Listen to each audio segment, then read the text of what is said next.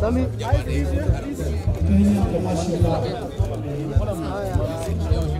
Kombe, Sami.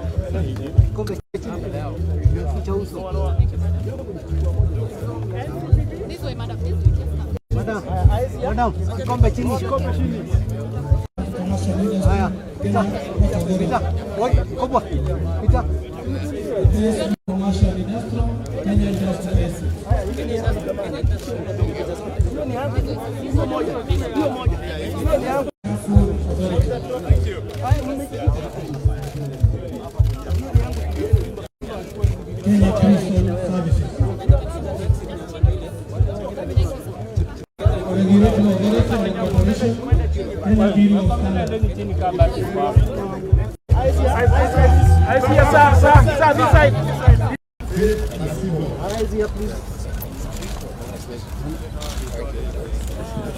Philip Marasimo,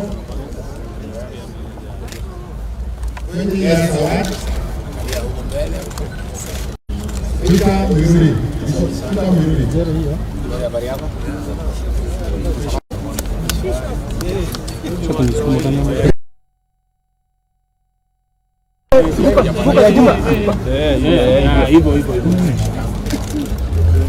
Special category, Professor John Akama. Camera, please. With this one.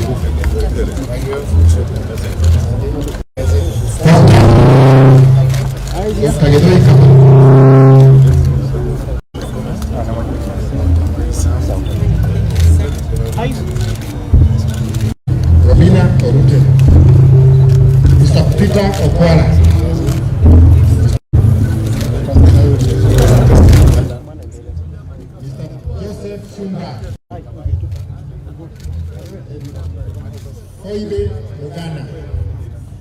Thank you, Your Excellency, for presenting the awards.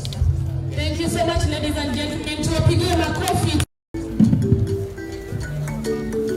ABC Radet. These are our daily animals, dynasty. Then we have got university, cattle farm, which have got Digital University, cattle farm, dynasty. Then the next one is the smallest animal which produces the best milk with high butter fat. Now, because Nakuru we have got beef animals, that's a land which weighs about 600 kilos. The next one is the dam, cow. The next one is a cross between Frisian, which gives you both milk and meat. The best land we have in the country. And that bull coming here is about 700 kilos. Next one is 600 kilos. That's the mother. 2-week-old calf. Then the blood. Then the small scale farmers. Leopard sheep which weigh about 60 kilos. Leopard ewes from Sunset Farm in Nakuru. We also have got wool. This from Yakara. Hiyo ndio ngozi kwa tunatoa manyoya, tunatengeneza sweta sana sana ya mama. Tuko na dairy goods. Na sababu mashamba inaishaisha kidogo siku hizi tunaendelea kwa wakulima waweke mbuzi ya maziwa ambayo itakupea at least 2 to 3 kilos of milk per day. Naivasha prison also gives us dairy milk, goat milk.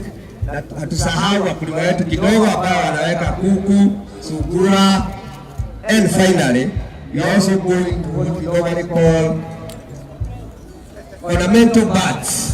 Ile ya kuona na unajua every day if you look at your animals you reduce your stress by 80%. Asante sana. Edible oils, maize, rice, dairy, leather and beef as our priority agricultural value chains earmarked for increased resource allocation. To illustrate commitment, one of the first measures instituted by this government was to subsidize fertilizer. I wish to inform you, Your Excellency, that due to increased use of fertilizer and favorable weather, we project increased maize production in this long-range season.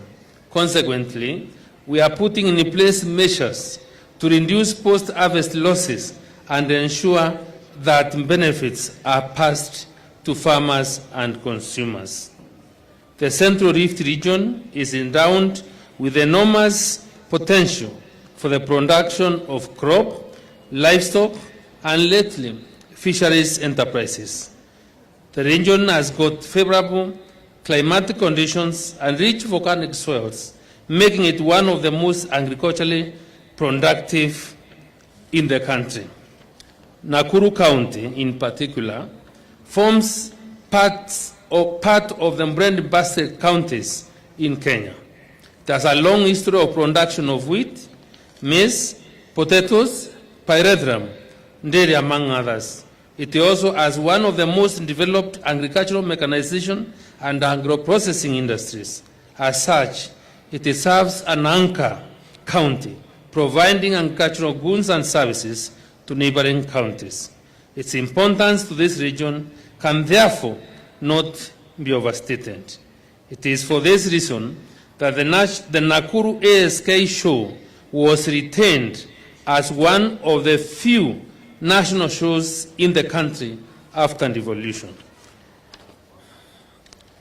Your Excellency, the Nakuru National Show is an important forum for exhibitors to showcase the most appropriate modern agricultural technologies and innovations available today. The show has continued to attract increased participation from both local and international exhibitors. It therefore offers an opportunity to our farmers and other stakeholders in the sector to learn and adopt these technologies for increased production and productivity. Technologies being showcased include climate-smart agriculture, agro-processing, dairy, agriculture mechanization, urban farming, among others. Your Excellency, exhibition of these technologies could not have come at a better time given the Kenya Kwanza government's commitment to increasing agricultural productivity through adoption of appropriate technologies. My ministry will continue collaborating with the ASK and county governments to take these shows to even greater heights. Your Excellency, sir, with these few remarks, it is my humble duty and privilege to invite you to officially open the 2023 ASK National Show. Karibu sana, Your Excellency. Thank you.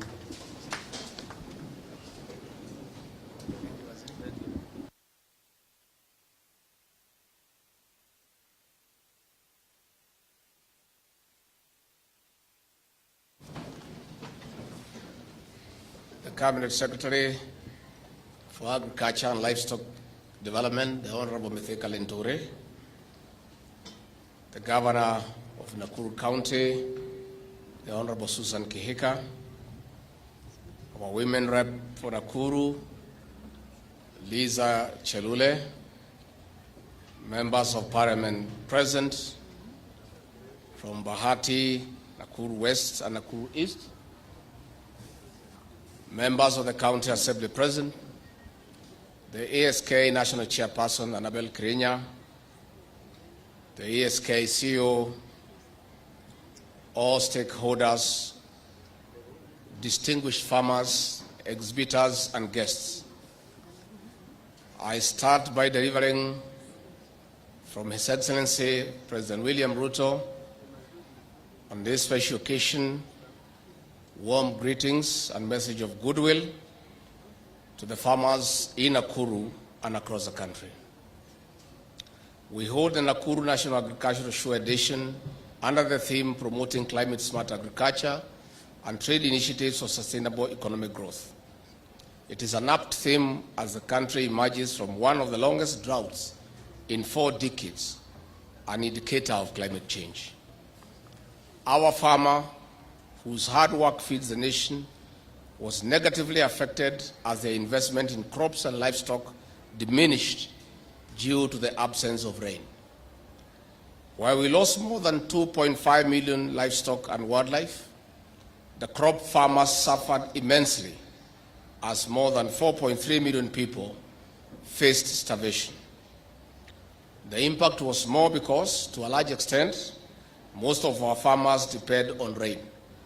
The annual rate of bringing more land under irrigation remains at about 3.29%. The highly unpredictable rain across the country stifled food security, threatening our survival and the very existence of our republic. The country relied on importation, which is not only expensive but also negatively impacts our economy in, among other ways, depreciating our forex reserves and denying our farmers income. Distinguished farmers, exhibitors and guests, it is against this background that I underscore the theme of this year's show in promoting climate-smart agriculture for food security and building back better our economy. Indeed, innovation and technology for climate-smart agriculture is the answer to winning us of rain-fed production and beating environmental uncertainties to feed our people and develop our nation as underpinned by Vision 2030. Madam Governor, distinguished farmers, exhibitors, and guests, the agriculture sector directly contributes 22% to our gross domestic product and 27% indirectly through linkages with other sectors. It employs about 40% of our population, most of whom are in the rural areas. That is why the Kenya Kwanza administration, under the bottom-up economic transformation agenda, is strategically focused on strengthening the sector to increase income for farmers through production, value addition, and agro-processing. It also feeds into the manufacturing pillar of our plan. Technology and innovation are hardy in our strategic actions of elevating the small-scale farmer from production for consumption to commercial agriculture all year round. Distinguished farmers, exhibitors, and guests, some of our priority areas of focus include enhancing productivity in the edible oils, rice, cotton, tea, coffee, pyrethrum, beef, leather, and the dairy value chains. Increased production is one of the ways of reducing the cost of living in the long term, while cutting down expenditure in imports. For instance, our investment in cotton will reduce fabric importation by 50% and increase export to 150 billion Kenya shillings by the year 2027.